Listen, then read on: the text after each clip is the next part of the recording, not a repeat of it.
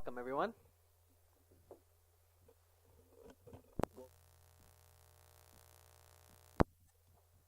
Testing, there we go. I'd like to call tonight's regular council meeting to order. Recommendation that the agenda for the regular council meeting of February 11th, 2019 be adopted with additional late item 6D, verbal report from the Manager of Communications regarding the UBCM Emergency Operations Center capacity funding application. Moved by Councillor Randhawa, seconded by Councillor Moreau. All those in favor? Any opposed? Motion's carried. Item 3A, recommendation of the minutes of the special council meeting of January 28, 2019 be adopted. Moved by Councillor Cunningham, second by Councillor Niche. All those in favor? Any opposed? Motion's carried. Item 3B, recommendation that the minutes of the regular council meeting of January 28, 2019 be adopted. Moved by Councillor Randhawa, seconded by Councillor Adey. All those in favor? Any opposed? Motion's carried. Item 3C, recommendation of the minutes of the Committee of the Whole Council meeting of January 28, 2019 be received. Moved by Councillor Adey, seconded by Councillor Cunningham. All those in favor? Any opposed? Motion's carried. First up, we have a report from our city planner regarding development variance permit at 970 Edward Avenue. Welcome back.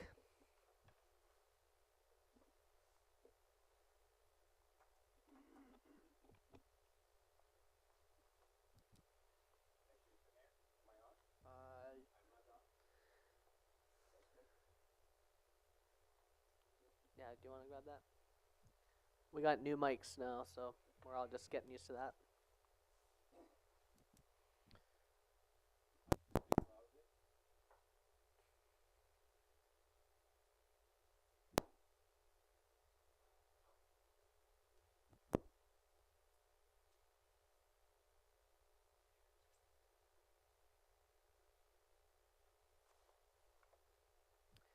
Our tech guy's going to come out here and help you out here.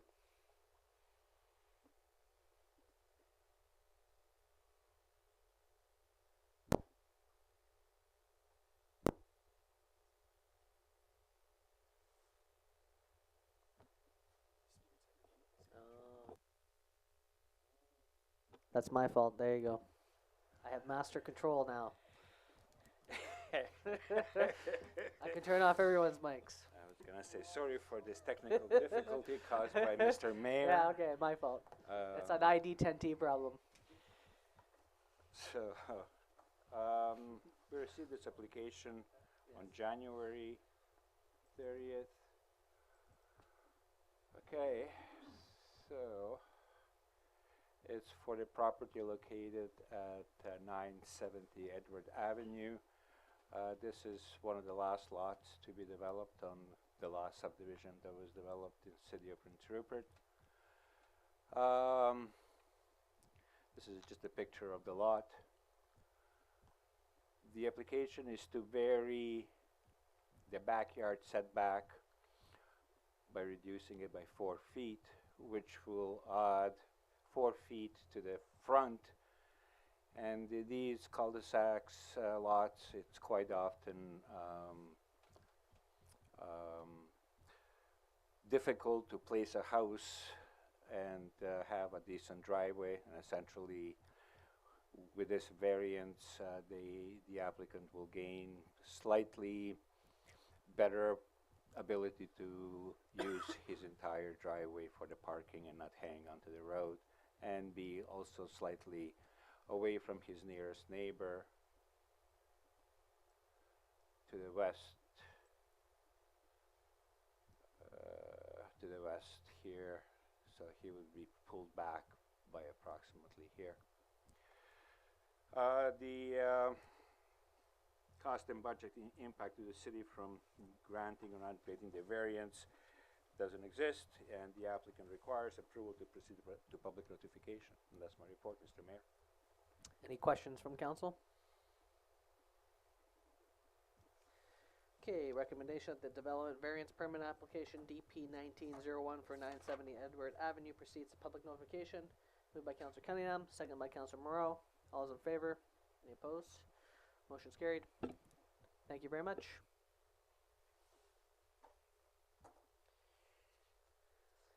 Next, we have a report from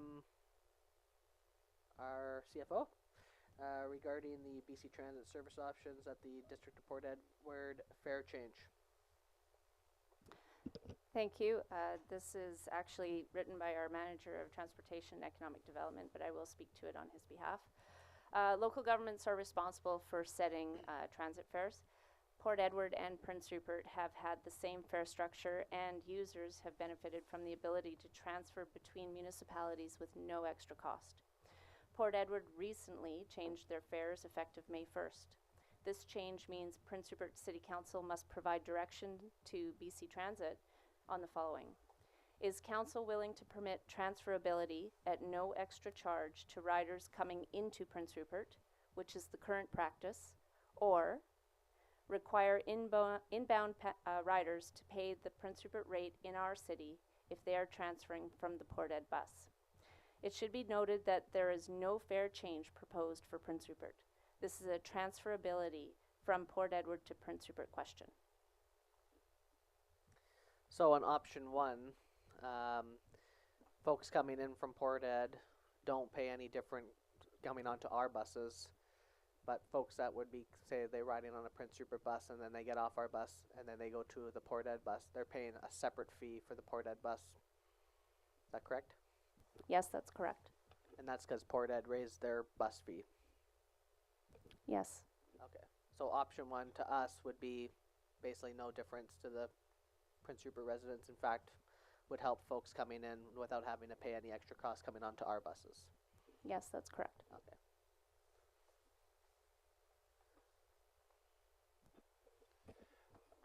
I know before it used to be a totally separate service and you couldn't transfer before, 20 years ago. When I drove 20 years ago, there wasn't a lot of passengers that actually continued on in the service. They basically would come from Port Ed and they'd get off downtown and then, from there do whatever. But there wasn't really a lot of people going to other buses from that bus.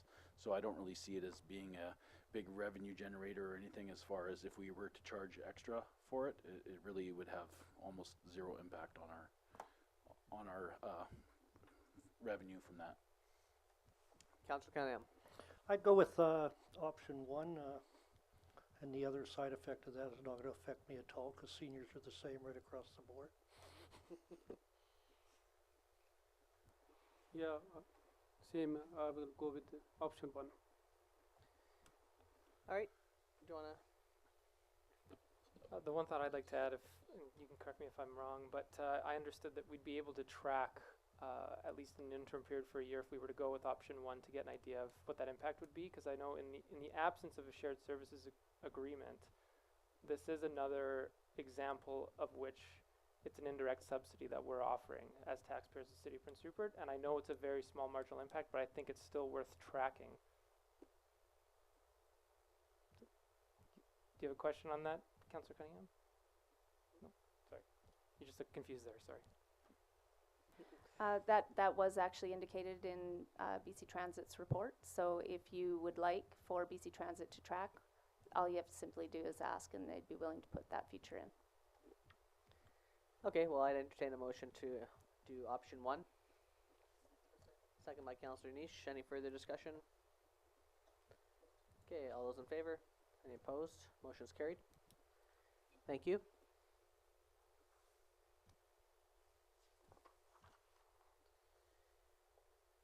Next up, we have a report from our Manager of Community Development regarding the municipal referral for cannabis retail store at number 4, 1100 Park Avenue.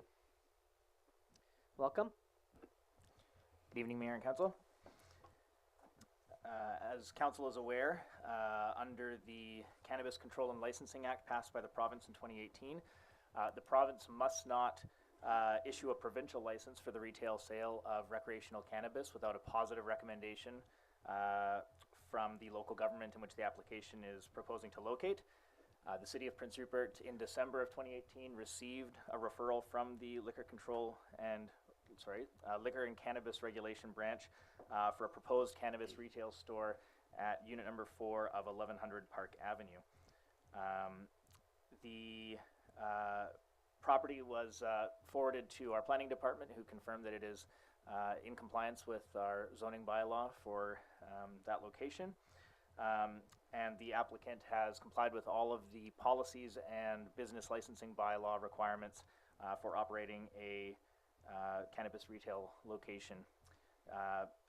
Council or the city has received 12 letters in response to a call for response from the public, 10 of which were positive, 2 of which were negative, which should be included in your council package. And at this time, staff has collected all of the information required. The applicant has met all the requirements that we've placed before them, and it's now to council to determine whether they would like to make a positive recommendation to the Liquor and Cannabis Regulation Branch to proceed with the provincial application. Thank you. Questions from council? I'm very happy to see a lot of support for this, that the people in the neighborhood, particularly other tenants in the building, are also supporting this. So it's good to see that there was some due diligence in the community engagement aspect of this. I would like to say that when I read and listen to the people who have objected to this, one of the things they've said quite often is that there's a lot of litter and say social problems in that neighborhood, and the concern is that this would increase them. And I don't know whether it would or not. I don't have a crystal ball, but I think maybe it would be worthwhile examining those problems as separate issues and see if there's ways around some of those problems, because they exist and people are concerned about them. So here we are. Maybe that's something we ought to be taking a look at. Having said that, I don't think that we can blame problems that exist now on a store that hasn't come into existence yet. So maybe that's a separate issue that we need to talk about. Other comments from council? I just have one procedural question. When the provincial government refers this to the city, is this the last step in their process, or when we give approval or denial of this application, it goes back to the province? Do they still have more work to do before they grant the application? My understanding is that the provincial part of the review doesn't progress substantially until they've received a positive recommendation from the local government. So my understanding is that this will then trigger them continuing on with the remainder of their application processing, which will then be returned with a positive or a negative outcome to the proponent and to the local government. A notification would be received. Yeah, thank you very much. And are you able to clarify even just broadly what that time frame might look like? I haven't been provided that information from the province, no. So it's not the end here. There's still another process to go. That's my understanding, and I can't comment as to how long that may take. Right. I don't think the province could either. They're probably figuring this out as well. Okay, any other comments? Okay, so recommendation that council consider the application for a cannabis retail store at number 4, 1100 Park Avenue, and that having considered the application and the responses received from affected residents, council proceed to final consideration of a response to the referral. Moved by Councillor Cunningham, second by Councillor Niche. Any further discussion? Okay, all those in favor? Any opposed? Motion's carried. Thank you very much. Item D, our manager of communications. I believe there's a quick amendment we need to make to our original resolution from last time. Yes, so essentially when I wrote the report to council and provided it to admin staff, in the interim between when I presented it or submitted it and presented it before council, we became aware of the opportunity to look into engineering costs for a public works generator and including those in our application. So we've just done that, and I need to show to the granting agency that we've done that in our resolution. That's all. So the amendment would be that the application include covering a portion of engineering costs for an emergency generator for public works then? Yes. So we just need that as a motion then? Yes, please. Okay. Moved by Councillor Randhawa, seconded by Councillor Adey. Any further discussion on that? Okay, all those in favor? Any opposed? Motion's carried. Thank you.